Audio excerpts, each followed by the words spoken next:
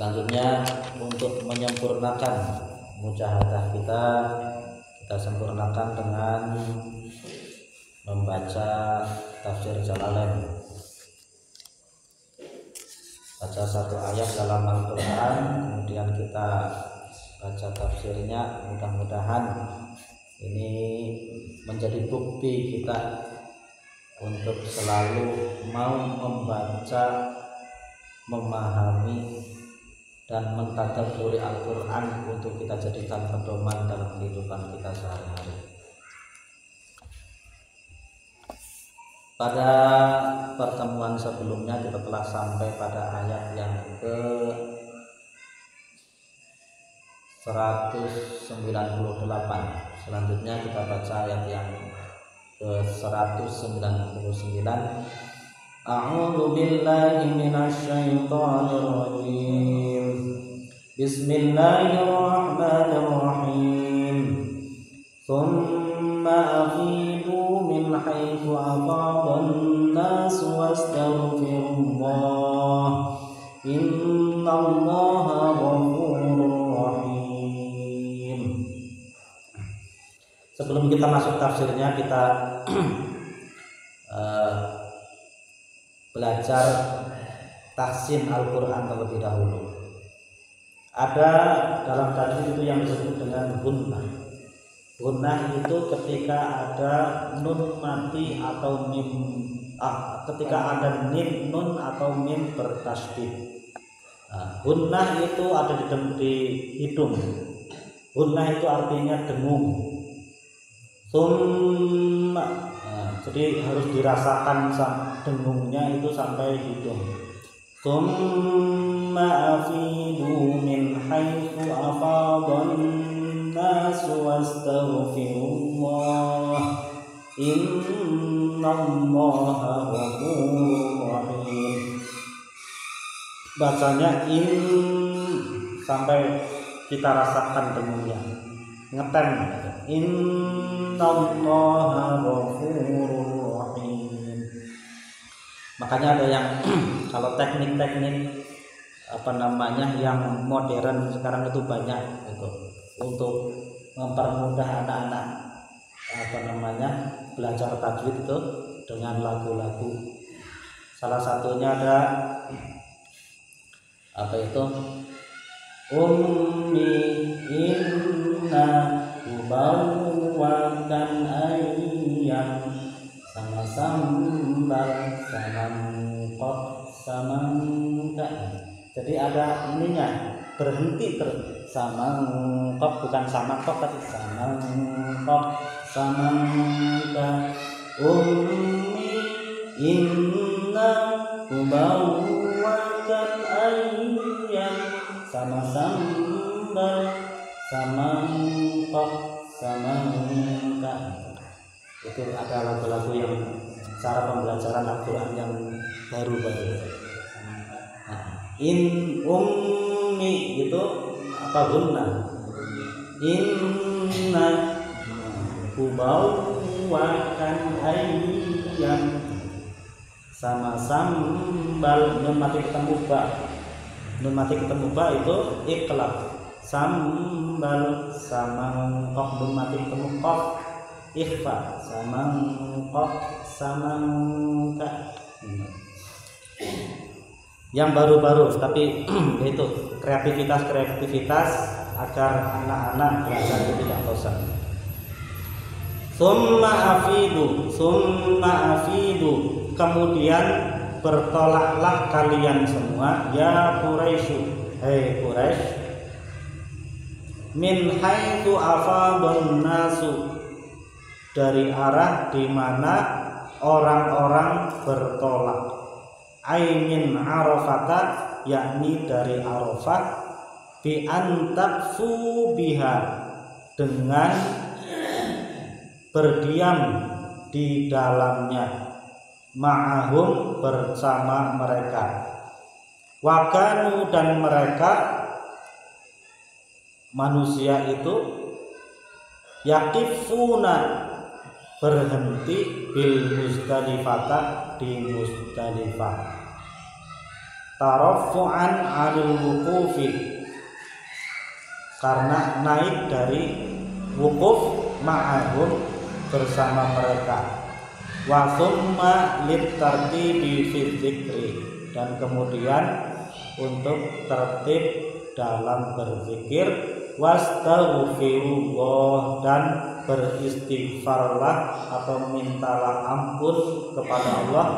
Min dzunubikum, dari dosa-dosa kalian. Innallaha, sesungguhnya Allah, ghafurun, zat yang ghafur, zat yang memberi, banyak memberi ampunan. Jadi Allah itu bersifat ghafir. Di antara nama-nama Allah itu ada ghafir, ada ghafur. Kalau ghafir memang sifatnya Allah itu maha pengampun. Artinya dia sendiri adalah maha pengampun. Sifatnya sudah melekat. Seperti sifat lemah lembut, orang itu punya sifat lemah lembut, sifatnya kalem dan sebagainya, itu sifat yang melekat. Allah sendiri punya sifat yang melekat, di antaranya adalah ghafir, dia maha pengampun. Ada juga ghafur. Ghafur itu wazannya fa'ulun, itu sangat maha pengampun. Ada yang memaknai ghafur itu pengampunannya Allah itu melebihi segalanya. Jadi ada ghafur, ada syakur. Allah maha ghafur, pengampunannya Allah itu melebihi segalanya. Kita sudah banyak dosa, tapi pengampunannya Allah itu melebihi dari berapapun banyaknya dosa kita. Kita seharusnya kalau mau menggunakan sifat adilnya Allah, ketika kita berdosa langsung kena azabnya. Kita bersalah ya langsung dihukum oleh Allah. Tapi karena Allah itu maha ghafur, kita sudah bersalah diampuni, tidak langsung dihukum. Bersalah lagi, salahnya sudah berlipat-lipat, tetap saja tidak dihukum langsung oleh Allah. Walaupun Allah bersifat adil. Kalau seharusnya begitu kita salah, sebesar kesalahan kita, hukumannya juga sebesar itu. Ya, seperti pidana di dunia itu, hukuman itu menyesuaikan dengan kesalahan. Kesalahannya cuma mencuri ayam, ya hukumannya 2 hari. Mencurinya miliaran, ya mestinya sampai tahunan. Itu seharusnya seperti itu. Kemudian syakur. Syakur itu Allah amat sangat maha berterima kasih. Syukron itu berterima kasih. Kita berbuat sedikit dibalas banyak oleh Allah. Kita cuman baca subhanallah wa bihamdihi subhanallahil azim, dibalas berlipat-lipat oleh Allah. Itu Allah artinya maha syakur. Kita cuman istighfar sekali dibalas berlipat-lipat. Di antaranya kita baca Al-Quran, 1 huruf saja kita baca dibalas setiap huruf 10 kebaikan. Kemudian kita berbuat baik, beramal soleh, man sanna sunnatan hasanatan falahu ajruha wa ajru man amila biha. Siapa yang berbuat satu tradisi kebaikan, maka dia akan dibalas dengan balasan, termasuk orang yang meniru atau melaksanakan sesuai dengan yang kita lakukan itu. Dalam ayat yang lain, man jaa bil hasanati falahu asyru amsalihha. Barang siapa yang berbuat satu kebaikan, maka Allah akan mendatangkan 10 kali lipat. falahu asyru amsalihha, maka baginya 10 kali lipat apa yang dia lakukan. Itu maha syakurnya Allah. Makanya kita beruntung punya Tuhan Allah. Di samping ghafur juga syakur. Kita sudah banyak bersalah, berdosa, tapi tetap aman karena diampuni oleh Allah. Kita juga bersyukur Allah bersifat syakur karena sedikit yang kita lakukan tapi dibalas oleh Allah banyak. Husnudzan kepada Allah. Tsumma afidu min haitsu afadhan nas wastaghfirullah.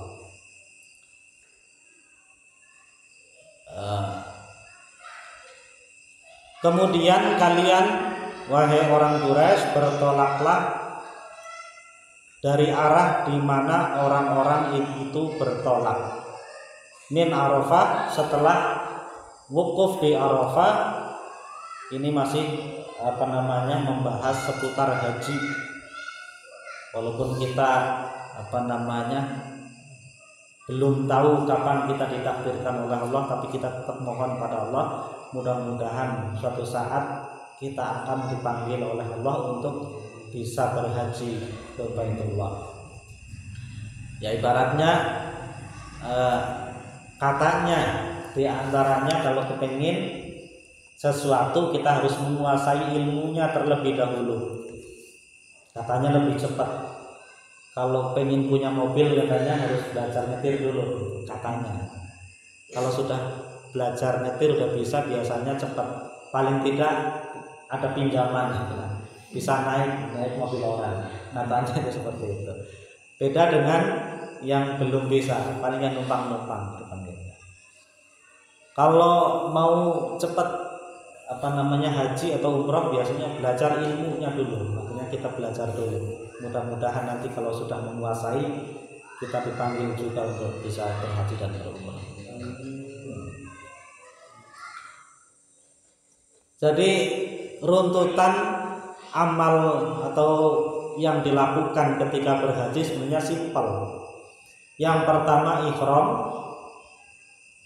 kemudian nanti tawaf. Setelah tawaf wukuf di Arafah tanggal 9 Dzulhijjah. Makanya di ayat sebelumnya wadhkurullaha fi ayyamin ma'dudat. Di setelahnya ini, ayat setelahnya. Di sebelumnya juga al-hajju ashhurum ma'lumat. Waktu-waktu haji itu memang sudah pada waktu-waktu tertentu.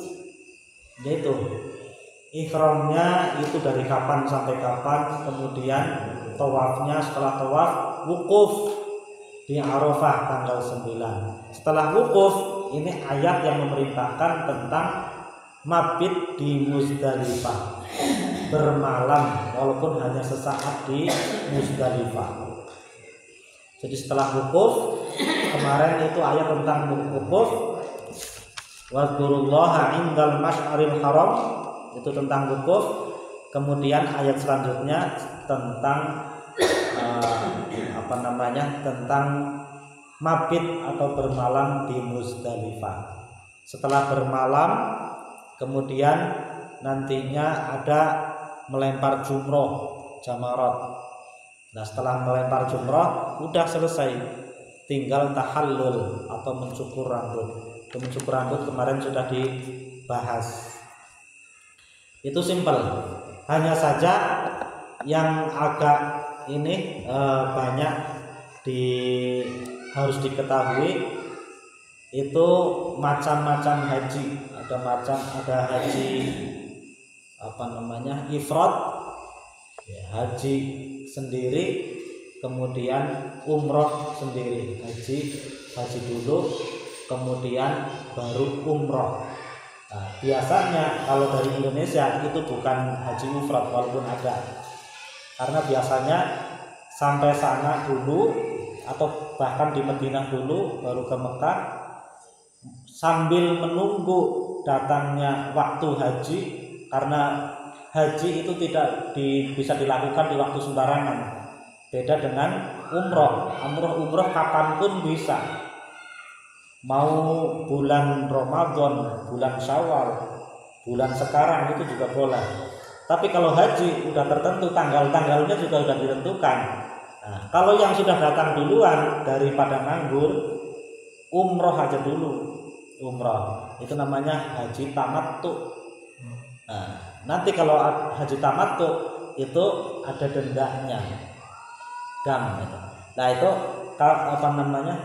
Yang bagus harusnya ifrad, haji ifrad. Haji dulu, setelah selesai haji baru umroh. Nah, setelah haji baru umroh. Dan nanti apa namanya? Setelah selesai haji baru umroh, itu namanya haji ifrad. Nah itu hanya saja biasanya kalau yang dari Indonesia itu bukan itu, tapi umroh dulu. Karena setelah selesai apa namanya haji itu biasanya langsung mulai kloter 1, 2 dan seterusnya itu langsung pulang atau langsung ke Madinah. Nah itu biasanya sambil menunggu pulang di Madinah, itu di sana yang lama arba'in. Ya kalau umroh nggak bisa di Madinah, umroh itu hanya di Mekah. Nah makanya kebanyakan kalau Indonesia itu tamattu. Ada haji qiron. Qiron itu haji dan umroh bersamaan, sambil melaksanakan haji umroh juga gitu. Biasanya yang waktunya mepet gitu, di apa namanya di haram itu cuma 10 hari misalkan gitu. Itu apa namanya orang-orang penting biasanya itu qiron. Itu juga ada apa namanya dendanya nanti. Nah ini yang kalau secara runtut yang biasa seharusnya sebaiknya itu memang ifrad, yang haji dulu baru umroh. Nah setelah kemarin menjelaskan tentang apa namanya ihram, kemudian tawaf, setelah tawaf wukuf di Arafah, setelah wukuf baru mabit di Muzdalifah. Nah ini afidu, bertolaklah, pergi setelah wukuf, pergilah kalian sebagaimana orang-orang yang lain juga ikut pergi, yakni pergi dari Arafah menuju kepada Muzdalifah untuk apa namanya untuk melaksanakan mabit di Muzdalifah. Nah itu ada buku bagus itu punyanya ahli syariati. Setiap amaliyah, rukun-rukun yang dilakukan dalam haji ataupun umrah itu mempunyai makna-makna yang dalam sebenarnya. Karena itu bagian dari apa namanya agama, pasti menyimpan suatu hakikat yang tersembunyi, hikmah-hikmah yang tersembunyi. Karena Al-Quran atau ajaran Islam itu mempunyai dua makna, zahir dan batin. Secara zahir hukum zahir seperti sholat itu ada kaifiyatnya, ada takbiratul ihram, kemudian membaca Fatihah dan seterusnya. Tapi ada batinnya, yaitu sedang menghadap Allah, hatinya yang bertakbir, tidak hanya mulutnya yang mengucapkan atau melafalkan Allahu Akbar, tapi hatinya, pikirannya mengakui kebesaran Allah dengan mengangkat tangan. Kemudian sujud itu hal yang paling kita muliakan, yaitu jidat ini. Kalau di atau kepala, bahkan kepala kita, kalau dipegang aja sama orang lain kita tersinggung, tapi kita rendahkan serendah-rendahnya di depan Allah. Tapi yang apa namanya sesuatu yang kita anggap rendah, yaitu pantat, malah kita angkat tinggi-tinggi. Itu bukti ketundukan kita kepada Allah. Itu di sana tidak hanya pekerjaan kita sujud ya seperti itu, anggotanya ada 7, 8 sama hati, yaitu apa namanya jidat, kemudian 2 tangan, 2 apa namanya suku, kemudian 2 kaki, 2 telapak itu 2 jari, ditambah hati itu. Jadi tidak hanya sujud, tapi kita hakikatnya adalah sedang merendahkan diri kita serendah-rendahnya di depan Allah Subhanahu wa taala. Itu makna-makna. Jadi di dalam haji juga seperti itu. Tidak hanya sekedar ihram. Ihram itu memuliakan. Di sana ada kemuliaan. Kita memuliakan Masjidil Haram, kita memuliakan Allah. Makanya dalam ihram kita banyak berzikir kepada Allah. Kemudian tawaf itu kita mengelilingi Ka'bah. Nah, di situ ada memuliakan juga. Tidak hanya mengelilingi, jadi ada maknanya kita kemanapun kita pergi, kita itu berpusat kepada Allah. Yang kita jadikan pusarnya adalah Baitullah. Dalam kehidupan kita, jadi ada yang memaknai bahwa haji itu jangan dimaknai orang itu pergi berhaji.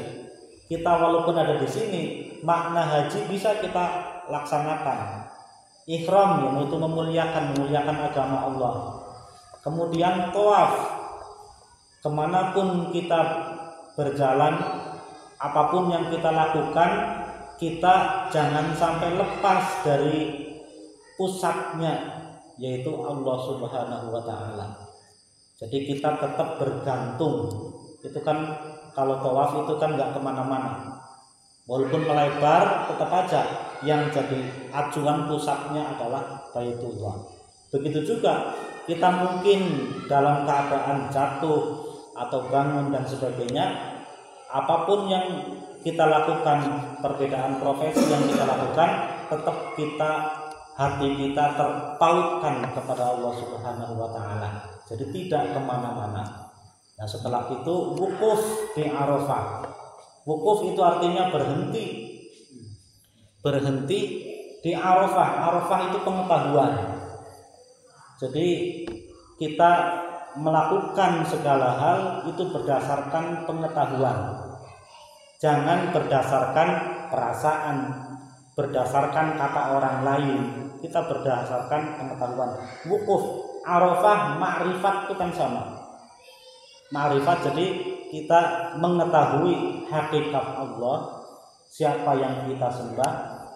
Jadi apapun yang kita kerjakan, kita berdasarkan pengetahuan dan mengetahui hakikat Allah.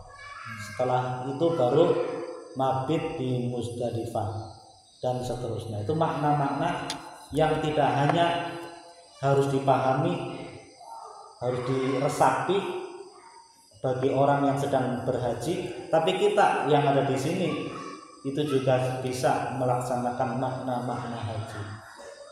Itu luar biasa. Makanya setelah itu kemudian setelah mabit di Muzdalifah ada melempar jumrah. Itu jumrah ula, jumrah wusta, jumrah aqobah, disebut jamarat. Itu melempar hawa nafsu. Karena yang dilempar itu iblis kalau zaman Nabi Ibrahim itu. Jadi mau melaksanakan perintah Allah, ada yang menggoda, yang goda itu kita lempar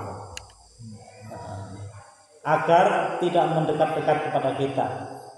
Kita dalam melaksanakan perintah Allah, baik sholat, mau zakat, mau infak, sedekah, itu pasti ada godaan-godaan. Kita punya uangnya, kepengin sedekah, ada godaan. Wah, nanti kan bisa buat beli tanah, nanti kan bisa buat beli ini, bisa dikumpulkan untuk beli ini dan sebagainya. Bulan depan mau jalan-jalan dan sebagainya. Nah, itu godaan-godaan kayak gitu harus dilempar,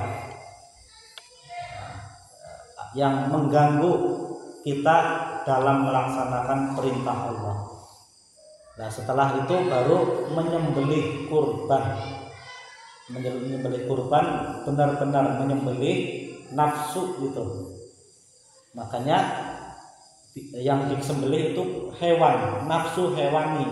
Nafsu hewani adalah nafsu yang keinginan hewan. Hewan itu tidak punya akal. Karena yang yang dimiliki itu hanya nafsu makan, nafsu biologis, nafsu seksual, dan nafsu berantem. Hewan itu kalau ketemu jalu sama jalu itu berantem. Karena ya emang dasarnya hewan, nafsunya hewan itu kepengen berantem. Begitu juga ada makanan makan aja. Dan seterusnya, itu nafsu-nafsu. Yang itu juga nafsu hewani ada di dalam diri kita. Nafsu bersaing, nafsu makan, nafsu biologis ada aja sebenarnya. Tapi harus kita sembelih agar kita bisa mencapai yang mabrur. Mabrur itu artinya baik dalam pandangan Allah Subhanahu wa taala. Wallahu a'lam bishawab. Allahumma shalli